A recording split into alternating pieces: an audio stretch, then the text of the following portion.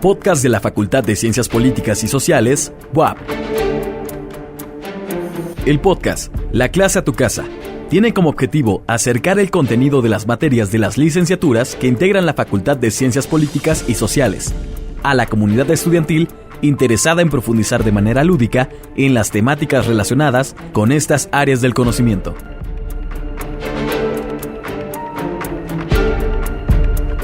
Soy Fati Bernales Manzanilla. Estimadas y estimados escuchas, les doy la más cordial bienvenida al segundo podcast, La clase a tu casa, donde estamos abordando el contenido temático de la materia troncal de Sistema Constitucional Mexicano de la Facultad de Ciencias Políticas y Sociales. La unidad que estamos revisando es la unidad 1, que lleva por título Revisión histórica del Sistema Constitucional Mexicano del siglo XIX. Hoy nos acompaña la doctora Lidia Aguilar Valderas, que nos compartirá sus conocimientos para abordar teóricamente el constitucionalismo. Bienvenida, doctora. Muchas gracias. En primer lugar, doctora, ¿qué podemos señalar? ¿Qué es una constitución? Una constitución, de entrada, como el nombre lo dice, está constituida, son partes que conforman un todo. Ya específicamente cuando le agregamos el término político o el término política, constitución política, pues estamos hablando específicamente que es una forma específica de gobierno que se configura en cada estado y en donde se establece esta forma específica de gobierno a través de una ley fundamental que permite pues esa organización del estado. El término constitución proviene del latín constitutionis, que se refiere justamente a esta forma o sistema de gobierno. Pues diríamos que una constitución política pues en sí mismo es una ley fundamental, la ley fundamental de cualquier organización político-administrativa que da vida o que configura la existencia de un estado. Ok, muchas gracias. Entonces estamos señalando que va a dar vida a la conformación de algún estado y en ese sentido me imagino que existen pues autores que han trabajado el tema. ¿Qué autores usted nos puede señalar al respecto? Hay una cantidad tremenda de autores que trabajan estos temas del constitucionalismo desde el abordaje pues teórico y conceptual. Podemos mencionar uno de los clásicos que es Hans Kelsen, quien plantea que la Constitución tiene dos sentidos, un sentido lógico jurídico y otro jurídico positivo, entendido por el primero a estos valores, esta razón, esta esencia de lo que permite esta gran asociación de política de individuos que deciden darse una Constitución y organizarse pues políticamente bajo la denominación de un Estado con cierto orden normativo y demás, emanado de este gran documento supremo que sería una Constitución.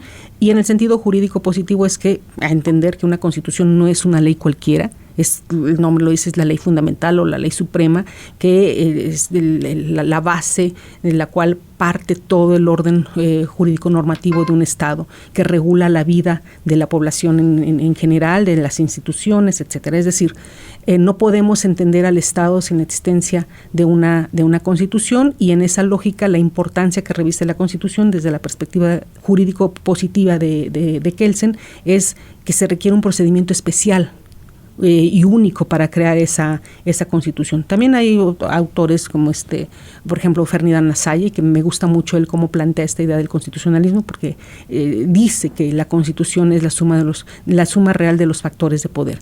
Entonces, significa que una Constitución, para que lo sea tal, necesita o requiere del apoyo, de la legitimidad que se le pueda dar de todos aquellos grupos o personas que detentan poder, porque le estarían respaldando. De lo contrario, simplemente sería una hoja de papel si hablamos de una Constitución escrita que no tendría mayor validez, y hemos tenido ejemplos que no son muy buenos en ese sentido, por mencionar algunos de los autores. Ok, entonces nos mencionas a dos, que son Kelsen y Ferdinand Lassalle. Ok. En ese sentido, pues también es importante que nos puedas compartir cómo se han clasificado las constituciones. Bueno, es muy importante tener ese tipo de análisis teórico-conceptual sobre las clasificaciones de las constituciones, porque si nosotros únicamente llegamos así de buenas a primeras al documento constitucional, pues podemos ver, hoy día, por ejemplo, en la Constitución actual, pues son 136 artículos, los revisas y bueno, pues sí, ahí está, ¿no? Pero desde la parte teórica hay distintos tipos de constituciones. Esos tipos y o clasificaciones de constituciones se hacen en función de ciertos elementos que se pueden pueden encontrar en las mismas para decidir si o identificar si pertenece o no a tal grupo. Por ejemplo, podemos encontrar las constituciones en una clasificación que se llama desde su formulación jurídica, y eso implica que desde esta formulación jurídica las constituciones pueden ser de dos tipos, escritas y no escritas. Muy simple, es decir, entendemos que hay constituciones escritas, que por cierto son la mayoría de las constituciones en el mundo, pero también existen las constituciones no escritas, y estas, el que no sean escritas, obedece a varios criterios. Puede ser la costumbre, puede ser una mezcla entre la costumbre y la religión, o puede ser netamente una cuestión dogmática o religiosa. También podemos encontrar las constituciones que una clasificación de acuerdo a su grado de reformabilidad. Tenemos constituciones que son pétreas, constituciones rígidas y constituciones flexibles. Las constituciones pétreas son aquellas que definitivamente no se pueden reformar, o que en algunos partes o temas en específico no pueden ser reformadas, pero también puede ser que por cierto tiempo o en definitiva por temporalidad no puedan ser reformadas. Tenemos el caso de este tipo de constituciones en la Constitución de 1824, por cierto, la primera que tiene nuestro país. Y también tenemos las constituciones que son rígidas en su grado de reformabilidad, que habrá que decir, y lo pongo ahí entrecomillado, la Constitución actual, nuestra Constitución actual, según ese grado de reformabilidad rígido, entra en esta categoría nuestra Constitución. No obstante, podemos ver que a la fecha llevamos más de 800 reformas constitucionales desde 1917 hasta acá. Entonces, pues la rigidez ahí como que no se nota, pero eso ya tiene que ver con la forma en cómo funciona nuestro régimen político, muy distinto a lo que marca ahí el constitucionalismo, que es un tema de análisis profundo que en otro momento abordaremos. Y las constituciones que de acuerdo a su grado de reformabilidad son denominadas flexibles, son aquellas constituciones que se reforman con relativa facilidad, y esta tiende a hacerse más efectivo en las constituciones, por cierto, denominadas no escritas, aunque también se puede presentar en las constituciones escritas. Considerando que nos están escuchando pues estudiantes tanto de ciencias políticas, de sociología, como de relaciones internacionales, y que esta materia es de tronco común, que cada uno de ellos en sus diferentes licenciaturas tienen que verla, pues ahorita tú nos has comentado tanto autores como un concepto, como la clasificación de las mismas. Imagino que cada uno de los estudiantes de cada una de estas licenciaturas tiene la posibilidad de mirar a las constituciones y de aterrizar los conceptos para su área en específico. Claro. Tal como señalabas en el caso de las constituciones que son rígidas, en el sentido, y mencionabas que pues son escritas y todo este procedimiento que hay, el ejemplo es nuestra Constitución.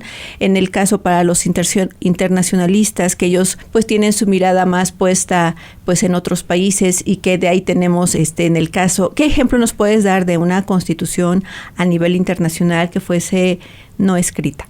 Pues desde luego el ejemplo más claro lo tenemos en la Constitución de Inglaterra. Es una constitución no escrita que basa principalmente su constitucionalismo en lo que sería la fuerza del derecho parlamentario, en el Parlamento, que tiene esta posibilidad de ir generando leyes que se van adhiriendo a esta idea de la Constitución no escrita, y en donde la costumbre es una nación, Inglaterra, en donde la costumbre tiene muchísima fuerza, y es la base, ¿no? de que no necesitan un documento escrito para poder ellos entender que todo este devenir histórico que tienen es lo que constituye su constitución no escrita.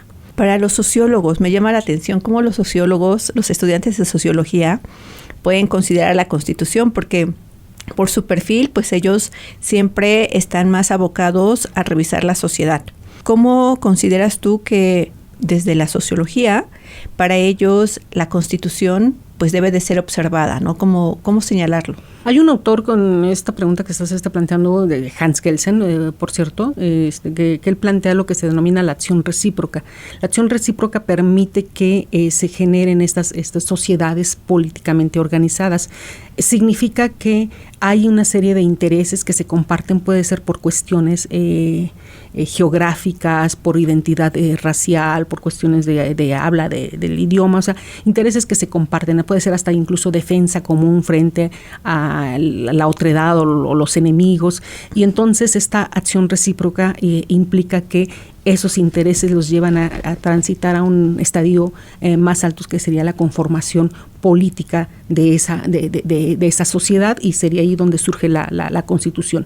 Y más aún diríamos que hoy día una Constitución necesita justamente reflejar esa esencia, esa razón de ser en la sociedad, porque de lo contrario pues no tendría esa aceptación o ese ajuste a la realidad que se tiene. Por ejemplo, la Constitución de 1857 fue duramente criticada, por ejemplo, por Emilio Rabasa, con la Constitución y la dictadura, en donde se decía, pues está bonita la Constitución, pero en realidad no obedecía a la realidad del país en ese entonces. Y nada más quiero hacer un paréntesis: en el caso de los internacionalistas, pues es muy importante plantear la supremacía constitucional, ¿no?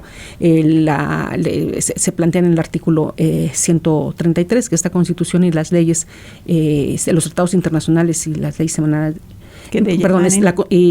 esta Constitución y los tratados internacionales serán la ley suprema, ¿no? Y entonces ahí entendemos esa importancia de cómo los internacionalistas pueden pues asimilar el tema del constitucionalismo.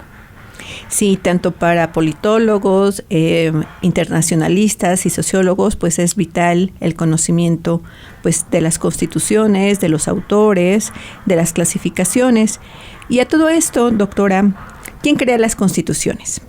Muy buena pregunta. Las constituciones, tanto que reflejan el sentir de la sociedad y demás, la sociedad está representada por grupos o por personas que tienen cierto liderazgo, y esas personas o esos grupos se pueden generar por distintas circunstancias o se pueden configurar por distintas circunstancias. Por ejemplo, en un momento revolucionario, pues los vencedores, los que representan a todos estos sectores de la sociedad, pueden constituirse en poder constituyente. Pensemos en la Revolución Mexicana, justamente, ¿no? Quienes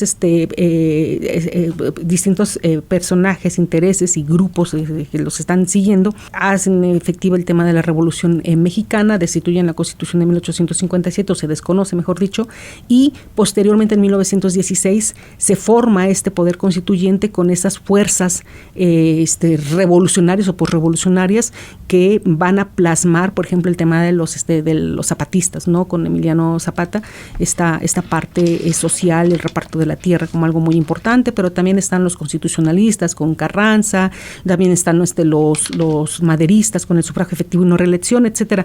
Entonces, el poder constituyente son todos estos grupos de personas o personas. También puede ser poder constituyente un solo individuo, puede ser un rey. Depende del contexto en el que se esté hablando, pero que detenta el poder suficiente de representación política para crear por única ocasión, tiene el enorme poder de crear un documento supremo que sería la Constitución, y que una vez que se crea ya necesita quitarse esta idea de poder constituyente, desaparecer, para dar paso a los denominados poderes constituidos o poderes constitucionales. Para poder ir cerrando, está muy interesante, pero tenemos que ir cerrando. Actualmente, ¿qué tipo de constituciones tenemos? En la actualidad tenemos seguimos en esta clasificación primaria de constituciones escritas y constituciones no escritas. Pero también ya podemos hablar de constituciones que pueden ser normativas o constituciones que pueden ser nominales. Nada más digo rápidamente, una constitución normativa es aquella que está ahí en el texto y se aplica, o sea, se aterriza a la sociedad, y las constituciones nominales es que puede plantear la Constitución que hay democracia, que hay una renovación, pues en esa democracia, renovación periódica de los poderes, etcétera, pero en realidad nada más es una fantasía o algo que está plasmado, pero no se aplica en la realidad. Miremos, por ejemplo, a Venezuela, miremos a Rusia. En todos los países hay constituciones que establecen una separación de poderes, una renovación periódica de los poderes, pero nadie puede negar, pues, por ejemplo, que hay una forma de gobierno del tipo de dictadura. Que bueno, ahí estaríamos ya hablando en cuanto a normas vigentes, normas positivas, ¿no? Porque no es lo mismo que sea vigente a que sea positivo, ¿no? El hecho de que pueda realmente tener una observancia y una aplicabilidad. Qué interesante todo lo que nos has compartido. Pues tenemos que ir cerrando. Agradecemos lo compartido por la doctora Lidia Aguilar Valderas y los invitamos a escuchar el siguiente episodio de este podcast, La clase a tu casa, que abordará la revisión histórica del sistema constitucional mexicano. Abrazo a la distancia. Gracias.